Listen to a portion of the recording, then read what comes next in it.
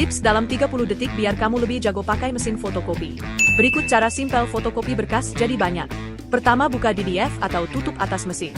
Letakkan dokumen di kaca. Posisikan kertas memep ke kiri dan atas kaca. Tutup kembali ADF atau pintu atas.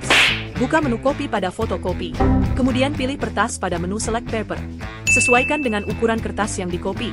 Kamu bisa mengatur ketajaman hasil di menu density. Ke kiri makin redup, ke kanan makin tajam. Kemudian tekan angka untuk memilih jumlah salinan. Tekan tombol start warna hijau. Tunggu sampai proses selesai.